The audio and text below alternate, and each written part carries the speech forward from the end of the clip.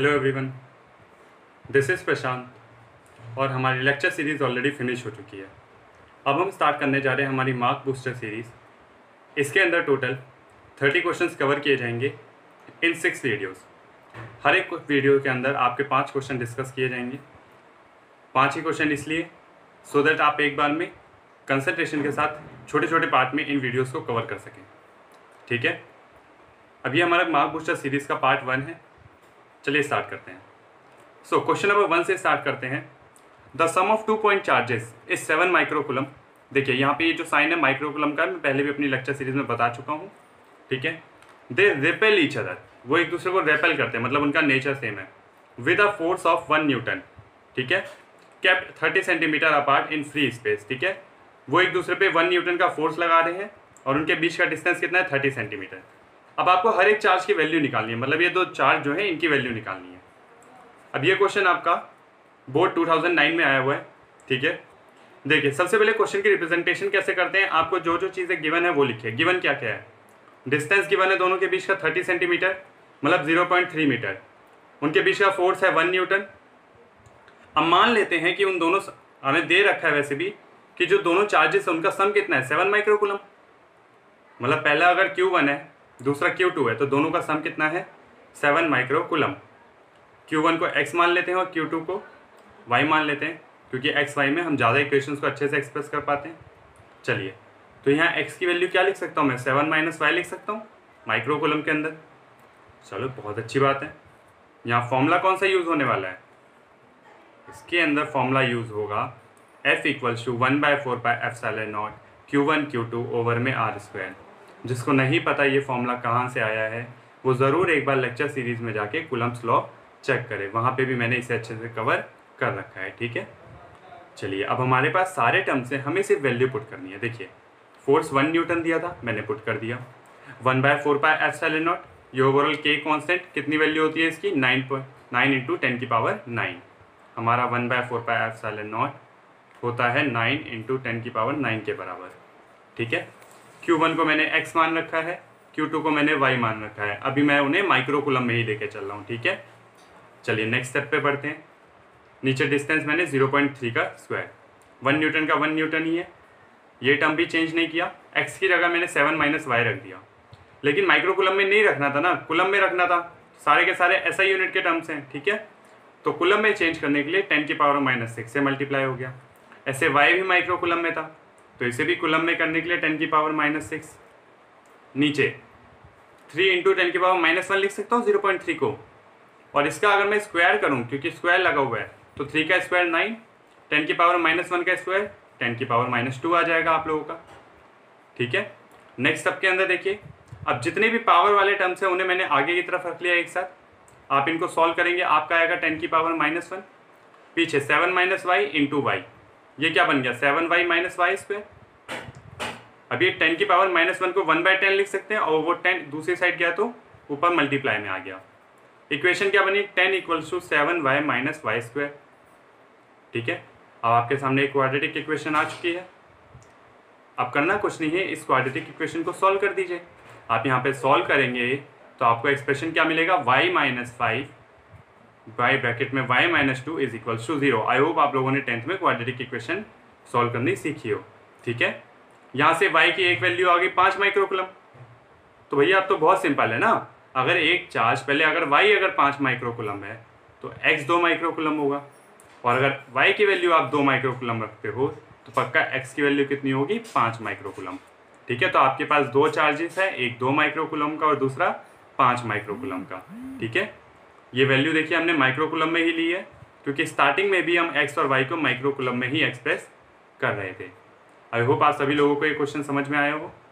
ठीक है, इस तरह के क्वेश्चंस पेपर में बहुत बार पूछ लिए जाते हैं। चलिए दोबारा से एक बार देख लीजिए। पहले आप गिवन लिखेंगे सारी चीज़ें, फॉर्मूला यूज़ करेंगे, सारी वैल्यूज़ पुट करके उन्हें सॉल्व कर देंगे। यहाँ पे इंपॉर्टेंट काम क्या था, क्वाड्रेटिक इक्वेशन को सॉल्व करना। सिली मिस्टेक क्या होती है इस क्वेश्चन में, यहाँ पे कि लोग भूल जाते हैं कि x और y माइक्रोकुलम में, वो 10⁻⁻6 को नहीं लेते, जिसकी वजह से उनकी ये वैल्यूज़ नहीं कट पाती और वो सोचते हैं कि उनका क्वेश्चन आगे हो क्यों नहीं रहा है। ठीक है, आई होप ये क्वेश्चन क्लियर हुआ। तो अब हम अपने नेक्स्ट क्वेश्चन की तरफ बढ़ते हैं। अब इस क्वेश्चन के अंदर क्या बोला गया है कि आपके पास 3 पॉइंट चार्जेस हैं। एक Q, एक -4Q, दूसरा +2Q। इन्हें प्लेस कहाँ किया गया? एक इक्विलेटरल ट्राइंगल पे, ठीक है, जिसकी लेंथ कितनी थी? L। अब ये क्वेश्चन आपका रिसेंटली 2018 में ही आया हुआ है, ठीक है। चलिए अब देखते हैं क्या है क्वेश्चन में। तो भैया आपको टोटल इलेक्ट्रिक फोर्स निकालना है इस चार्ज के ऊपर, Q चार्ज के ऊपर। कैसे निकाला जाएगा? ये देखो, सबसे पहले तो दोनों की वजह से अलग अलग फोर्स की डायरेक्शन देखें। ये माइनस का चार्ज है, ये प्लस का चार्ज है, अट्रैक्ट करेगा इसलिए एरो इस तरफ बना हुआ है। ये प्लस का चार्ज है, ये भी प्लस का चार्ज है, रिपेल करेगा इसलिए इस तरफ। मतलब force due to C is in this direction, और इसकी वजह से जो फोर्स है जिसे मैंने एफ बी नाम दिया है वो इस डायरेक्शन में होगा। अब सबसे पहला काम क्या है? सबसे पहला काम है इनको अलग अलग सॉल्व कर लो। एफ बी की वैल्यू क्या आएगी? 1/4πε0 Q B into Q A upon में आर का स्क्वायर। आर क्या है? इसके बीच का डिस्टेंस, ठीक है। चलो पुट करते हैं। 1/4πε0 की वैल्यू 9 × 10⁹। क्यू बी की वैल्यू कितनी है? 4Q। अब भैया क्वेश्चन ये है कि माइनस क्यों नहीं लिया? क्योंकि माइनस का यूज मैं डायरेक्शन में कर चुका हूँ, ठीक है। चलिए आगे क्यू ए की वैल्यू कितनी है? Q है, अपॉन में डिस्टेंस कितना है? L²। आप ओवरऑल सॉल्व करेंगे, ठीक है। अब देखो यहाँ मैंने 1/4πε0 को यहाँ K ले लिया ताकि बार बार 9 × 10⁹ अभी ना लिखूँ मैं, ठीक है। तो वो K हो चुका है, ये मत सोचिएगा 9 × 10⁹ कहाँ गया है। ओके, आप इसे ऐसे समझ सकते हो, K = 1/4πε0 इज इक्वल्स टू 9 × 10⁹, ठीक है। अब देखो 4 आगे आ गया और Q × Q, Q² अपॉन में L²। क्लियर हो गया ये टर्म। ऐसे ही FC भी कैलकुलेट करो। FC क्या होगा? FC इस तरफ है, किसकी वजह से है? 2Q की वजह से। तो K constant, QA × QC upon में L², इनके बीच का भी डिस्टेंस L ही है, ठीक है। तो QA कितना है? Q, QC कितना है? 2Q। टोटल मल्टीप्लाई हुआ तो 2Q का स्क्वायर आ गया। तो आपके पास FC कितना निकल के आया? 2K Q² ओवर में L का स्क्वायर। अब ज़रा ध्यान से देखो आप ये FB की वैल्यू और FC की वैल्यू, तो इसमें KQ² ओवर L² जो है वो तो सेम ही है। तो इसको मैं अगर इसको मैं F मान लूँ तो ये 2F हो सकता है, और FB कितना हो सकता है? इसे मैं 4F मान सकता हूँ फिर, ठीक है ना। F किसके? KQ² ओवर L² लेट कर लो तो ये 2F हो गया, ये 4F हो गया। भैया नहीं भी करोगे तो चलेगा, लेकिन इससे ना बाद में उतारने में आसानी होती है। अब आपको निकालना है नेट फोर्स। तो नेट फोर्स कैसे निकलेगा? बहुत आसान है। आपका FB इधर बन रहा है, FC ऐसे बना हुआ है, ये दोनों ऐसे बने हुए ना। इनके बीच का एंगल कितना होगा? कितना होगा इनके बीच का एंगल? इनके बीच का एंगल होगा 120 डिग्री, ठीक है। ये 60 डिग्री है इक्विलेटरल ट्रायंगल का, तो ये कितना है? 120 डिग्री। चलो अब सॉल्व करते हैं। नेट फोर्स निकालने के लिए पैरेललोग्राम लॉ लगाते हैं वेक्टर एडिशन का। FC का स्क्वायर प्लस FB का square plus 2FC FB cos 120, दोनों वेक्टर्स के बीच का एंगल पुट किया जाता है यहाँ पे, याद रखिएगा, ठीक है। चलिए FC को मैं 2F रख देता हूँ। अब देखो काम आ गया ना, आसान हो गया यूज़ करना। FC की जगह 2F, FB की जगह 4F, ठीक है। ऐसे मैंने वैल्यू पुट कर दी। cos 120 की वैल्यू -1/2। अब आप इसे आसानी से सॉल्व कर सकते हो, मैं बता देता हूँ। 2 का स्क्वायर 4F² हो जाएगा, 4 का 16F² हो जाएगा। यहाँ पे आप इसे ओवरऑल सॉल्व करोगे, इसका माइनस साइन आ जाएगा तो ये हो जाएगा -8F²। 16 4 20 -8 12F² हो गया, ठीक है। और 12F² को अगर मैं रूट से बाहर निकालूं, ठीक है, तो ये कितना? 2√3 बनेगा। F² के इससे ये कटेगा तो सिर्फ F बचेगा, 2√3F। F की वैल्यू कितनी है? KQ² over L²। पुट कर दो, आपका नेट फोर्स है ये। यही आपका फाइनल आंसर आ गया। समझ आ गया? अब ये जो क्वेश्चन था ये टॉपिक था Coulomb's law in vector form और सुपरपोजिशन प्रिंसिपल। तो भैया अभी तक जिसने वो टॉपिक सही से ना देखे हो, एक बार जाओ और लेक्चर सीरीज में दोबारा से देख के आओ, ठीक है, कि कैसे ये एरोज वगैरह मैंने बनाए। फिर भी मैं एक बार दोबारा बता दें तो ये एरो वाला पार्ट ही इंपॉर्टेंट है। और याद रखना, माइनस प्लस को अट्रैक्ट करता है इसलिए इसका एरो इस तरफ है, प्लस प्लस को रिपेल करता है इसलिए इसका एरो दूसरी डायरेक्शन में है, ठीक है। आप लोगों के 2 क्वेश्चन हो गए। चलिए थर्ड क्वेश्चन की तरफ बढ़ते हैं। इसके अंदर बोला गया है कि एक पॉलीथीन का पीस है, ठीक है, जिसे हमने वूल के साथ रब किया, ठीक है, और पाया गया कि इस पॉलीथीन पीस के ऊपर कितना चार्ज आ गया? 3 × 10⁻⁷ कूलम नेगेटिव चार्ज आया है, मतलब इसमें इलेक्ट्रॉन आए हैं। अभी बात करेंगे उस सब चीज़ों की। आपको बोला गया है एस्टिमेट करो the number of electrons transfer from which to which, मतलब किससे किसमें गए इलेक्ट्रॉन, ठीक है। और is there any transfer of mass, क्या मास का भी कोई ट्रांसफर हुआ? चलो देखते हैं। तो पहली बात है पॉलीथीन पीस, बोला गया ना कि पॉलीथीन पीस पे नेगेटिव चार्ज आया, तो पक्का वूल के ऊपर उतना ही चार्ज आएगा लेकिन पॉजिटिव में आएगा। ठीक है, पॉलीथीन पे नेगेटिव आया तो वूल पे कितना आएगा, पॉजिटिव। ठीक है, इसका मतलब क्या है कि इलेक्ट्रॉन का ट्रांसफर वूल से पॉलीथीन में हुआ है। भैया यहाँ से यहाँ इलेक्ट्रॉन का ट्रांसफर हुआ तो जिससे इलेक्ट्रॉन ट्रांसफर होता है उस पर प्लस आता है, उस पर प्लस आता है, जिसमें होते हैं उसमें माइनस आता है। ना याद हो तो Na का देख लो, Na पे प्लस आता है क्योंकि वो इलेक्ट्रॉन देता है, किसे देता है, Cl को देता है, इसलिए Cl पे माइनस आता है। समझ आ गया सभी लोगों को? अब हम आगे बढ़ते हैं। पहला पार्ट तो क्लियर हो गया, हमें पता चल गया कहाँ से कहाँ ट्रांसफर हुआ। अब निकालना है number of electrons transfer. Formula Q equals to Ne, total charge equals to number of electrons into में द चार्ज ओवर 1 इलेक्ट्रॉन। ये क्वांटाइजेशन की प्रॉपर्टी में मैंने बहुत अच्छे से पढ़ाया था आप लोगों को। ठीक है, तो भैया क्या है, हमें टोटल चार्ज कितना दे रखा है, 3 इंटू 10 की पावर -7, और एक इलेक्ट्रॉन का चार्ज क्या होता है, 1.6 इंटू 10 की पावर -19। अब आप इसे डिवाइड करोगे तो n की वैल्यू कितनी निकल के आएगी, n की वैल्यू निकल के आएगी 1.87 इंटू 10 की पावर 12 इलेक्ट्रॉन्स। आप इसे डिवाइड करके कैलकुलेट कर सकते हो और चेक कर सकते हो कि आपका आंसर ये आ रहा है या नहीं आ रहा। ठीक है, पहला पार्ट हो गया, पता चल गया कितने नंबर ऑफ इलेक्ट्रॉन्स ट्रांसफर हुए। अब सेकंड पार्ट पे आते हैं। सेकंड पार्ट में बोला गया है कि क्या किसी तरह का मास का ट्रांसफर हो रहा है। तो भाई मैंने जब प्रॉपर्टीज ऑफ चार्ज बताया था, ठीक है, तभी मैंने वहां पे एक चीज एक्सप्लेन कर दी थी।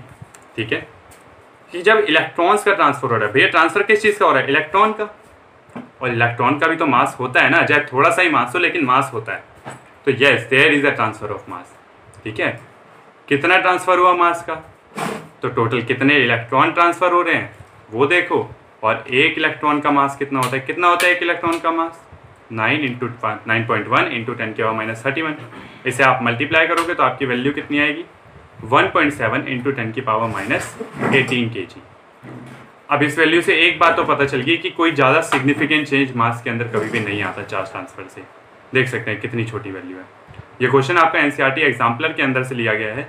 ठीक है, और आप इससे अच्छे से अपना क्वांटाइजेशन का टॉपिक समझ सकते हो, चार्ज की प्रॉपर्टी को समझ सकते हो। ठीक है, समझ आ गया सभी लोगों को ये क्वेश्चन? जिसे नहीं आया वो एक बार रिवाइंड करके दोबारा से देख ले और इसका स्क्रीनशॉट ले ले। ठीक है, क्वेश्चन नंबर 4 ये सुपरपोजिशन प्रिंसिपल पे बेस्ड है बेसिकली। ठीक है, और ये क्वेश्चन भी आपका 2018 में रिसेंटली ही आया हुआ है। ठीक है, और बहुत कुछ है, ये क्वेश्चन बहुत अच्छा है, सीखने के लिए इसमें बहुत कुछ है। ठीक है, चलो देखना शुरू करते हैं।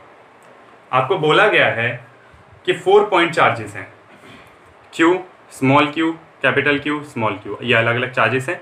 इन्हें प्लेस किया गया है कॉर्नर ऑफ अ स्क्वायर पे जिसकी साइड कितनी है a, और बोला गया है किसी भी कैपिटल Q चार्ज के ऊपर आप रिजल्टेंट फोर्स निकाल दो। चलो करना शुरू करते हैं। तो भैया सबसे पहले एक स्क्वायर बनाओ, उसके 4 क्वाड्रिलेटरल्स पे A B C D 4 charges को प्लेस कर दो। देखो सीक्वेंस वाइज, कैपिटल Q, फिर स्मॉल q, फिर कैपिटल, फिर स्मॉल। ठीक है, इनके बीच का डिस्टेंस a, और ये जो पाइथागोरस का डिस्टेंस होगा ये √2 होगा। मैं पहले ही लिख के दे दिया आप लोगों को। ठीक है, पता नहीं कैसे आएगा, a² + a² अंडर रूट कर दो तो √2a आएगा। ओके, मैं इस वाले Q को सेलेक्ट करता हूँ, मुझे इस पर निकालना है अपना टोटल फोर्स। सबसे पहले एरोज देखते हैं। सबसे पहले बात करते हैं B कितना फोर्स लगाएगा। तो भैया B पे एक पॉजिटिव है, ये भी पॉजिटिव है, पॉजिटिव पॉजिटिव रिपेल, इस डायरेक्शन में रिपेल करेगा। ठीक है, तो ये हो गया FB की डायरेक्शन। अब इसकी देखते हैं, positive positive positive positive repel. ठीक है, ये हो गया आपका FD का डायरेक्शन। और ये इस वाले कैपिटल Q का, तो ये भी तो पॉजिटिव है ना, तो दोबारा से पॉजिटिव पॉजिटिव रिपेल। तीनों की डायरेक्शंस पता चल गई। चलिए अब इन तीनों वेक्टर्स का रिजल्टेंट निकाला जाए। पहले तो इनकी सेपरेटली अलग अलग इंडिविजुअल वैल्यूज निकालें। ठीक है, वो ज़्यादा बेटर रहेगा। तो भैया आप यहाँ पे देख सकते हो FB और FD की जो वैल्यू होगी ना वो तो बिल्कुल सेम ही निकलेगी। क्यों सेम होगी, 1/4πε0 कॉमन है, Q के ऊपर फोर्स लग रहा है और इन दोनों के ऊपर जो चार्ज प्लेस है वो उनकी वैल्यू भी सेम है, साथ ही साथ इनका डिस्टेंस भी सेम है। ठीक है, इसलिए इसका जो ओवरऑल फोर्स निकलेगा वो होगा 1/4πε0 capital Q into small q over में a²। इस पूरे फोर्स को मैं F लेट कर ले रहा हूँ अभी के लिए। इस पूरी जो डिजिट है इसको एफ लेट कर ले रहा हूँ, जैसे हमने लास्ट क्वेश्चन में किया था ना, इसे बाद में सॉल्व करना आसान होता है। ठीक है, अब अगर मैं अपने इसका एफ बी और एफ डी का, यहाँ पे जहाँ जहाँ मैंने सी लिखा है इसे आप डी मान सकते हैं। ठीक है, this will be D. Okay, यहाँ पे भी डी ले लीजिए क्योंकि ये जो चार्ज है डी की वजह से हम देख रहे हैं। अब एफ बी और एफ डी के बीच का रिजल्टेंट निकालना है, तो क्या ये मुश्किल काम है? बिल्कुल भी नहीं। ज़रा देख लो, एफ बी और एफ डी का रिजल्टेंट बिल्कुल बीच में बनेगा, नेट फोर्स। पैरेललोग्राम लॉ का यूज़ करें फिर से, ए का स्क्वायर प्लस बी का square plus 2ab cos theta, मतलब एफ बी का स्क्वायर प्लस एफ डी का स्क्वायर प्लस 2FA/FB, ठीक है, कॉस 90। ओके, 90 डिग्री क्यों? क्योंकि इनके बीच का एंगल 90 है। हमेशा बता रहा हूँ यहाँ पे वेक्टर्स के बीच का एंगल लिया जाता है, रिजल्टेंट का एंगल 45 मत पुट कर देना। ठीक है, कॉस 90 0 होता है, ये पूरा टर्म खत्म, बचा क्या? एफ बी का स्क्वायर प्लस एफ डी का स्क्वायर, मतलब अंडर रूट एफ बी भी एफ है और एफ डी भी एफ ही है, दोनों सेम वैल्यू है ना, तो F square plus F square, root से बाहर निकला तो अंडर रूट 2f। अब आप आराम से ये f की वैल्यू यहाँ सब्स्टिट्यूट कर दो, ये निकल गया आपका नेट फोर्स। लेकिन ये जो नेट फोर्स निकला अभी ये f और b का ही, एफ बी और एफ डी का ही है, मतलब सिर्फ b और d का निकाला है, अभी आपने a का तो निकाला ही नहीं। चलो a को भी देखते हैं। a की वैल्यू कितनी होनी चाहिए थी? 1/4πε0 Q1 इंटू Q2, मतलब ये भी कैपिटल Q ये भी कैपिटल Q, अपॉन में AC का स्क्वायर। AC जो है डिस्टेंस है इनके बीच का। जल्दी जल्दी में फ्लो में यहाँ पे भी स्मॉल ए लिख के मत छोड़ देना, यहाँ पे डिस्टेंस ये है ना कि ये। ठीक है, ओके, तो डिस्टेंस AC का स्क्वायर हुआ है, AC कितना है? √2a, तो √2a का स्क्वायर कितना आएगा? 2a स्क्वायर, ऊपर Q इंटू Q स्क्वायर हो गया, ये हो गया आपका FA। भैया क्वेश्चन आपका खत्म हो चुका है। अब देखो आपकी जो नेट फोर्स बनी वो भी इसी डायरेक्शन में थी और आपका FA भी इसी डायरेक्शन में लग रहा है, तो जो टोटल फोर्स होगा, देखो FA and F net are in same direction, तो टोटल फोर्स जो Q पे होगा वो निकालने के लिए आप क्या करोगे? आप बस प्लस कर दोगे किसको? FA और F नेट को, आपकी ओवरऑल वैल्यू आ जाएगी। कौन सी डायरेक्शन में? यहाँ पे C है ना, यहाँ पे एक पॉइंट बना लो, यहाँ पे इसे कर दो E पॉइंट से रिप्रेजेंट कर दो। ठीक है, और फिर यहाँ लिख देना अलोंग अलोंग CE डायरेक्शन। कौन सी डायरेक्शन? अलोंग CE, मतलब CE की डायरेक्शन में वो फोर्स लगेगा आपका। समझ आ गया? सेम फोर्स इस वाले क्यू पे भी लगेगा बट इन ऑपोजिट डायरेक्शन। चलिए, मेरे ख्याल से आपको समझ आ गया होगा पूरा क्वेश्चन। सुपरपोजिशन प्रिंसिपल का यूज़ किया गया है, जिसको ये टॉपिक ना पता हो वो एक बार इसे जाके दोबारा से पढ़ ले। उसके अलावा आपको पैरेललोग्राम लॉ का यूज़ किया गया है, और भाई इस तरह के क्वेश्चन बार बार रिपीट होते हैं एग्जाम्स के अंदर। ठीक है, इसलिए इनकी इंपॉर्टेंस बहुत ज़्यादा है, बहुत आराम से करिएगा इन्हें। ठीक है, चलिए 4 क्वेश्चन हमारे कवर अप हो चुके हैं। अब हमारे आते हैं 5वें क्वेश्चन के ऊपर।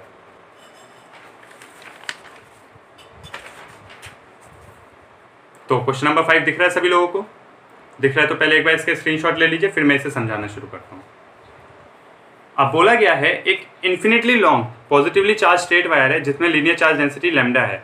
ठीक है, जिसे ये टॉपिक अभी तक ना याद हो वो मेरी गॉस लॉ की फर्स्ट वीडियो के अंदर, सॉरी इसमें ये वीडियो मैंने जो है ये चार्ज वायर की वीडियो थी, लीनियर चार्ज वायर की, उसी में मैंने कंटिन्यूअस चार्ज डिस्ट्रीब्यूशन के बारे में भी बता रखा था, तो आप एक बार उसे जाके ज़रूर देखिएगा।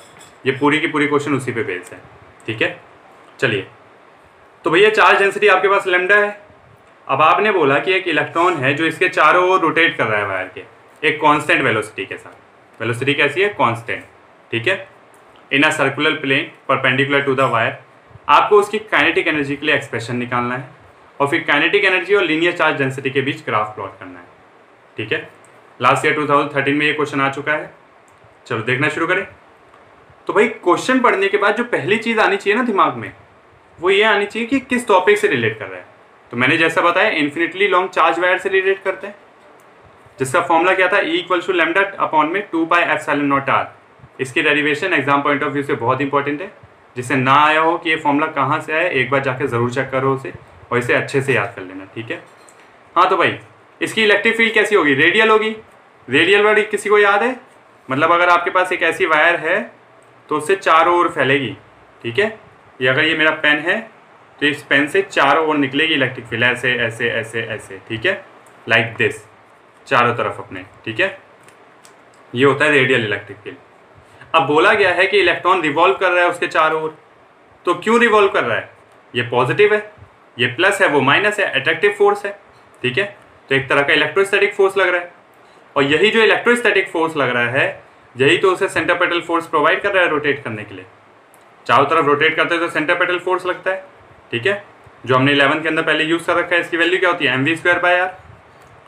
इसका मतलब क्योंकि इसी इलेक्ट्रोस्टैटिक फोर्स की वजह से सेंट्रीपेटल फोर्स लग रहा है, it means Fe will be equal to Fc, electrostatic force is equal to centripetal force.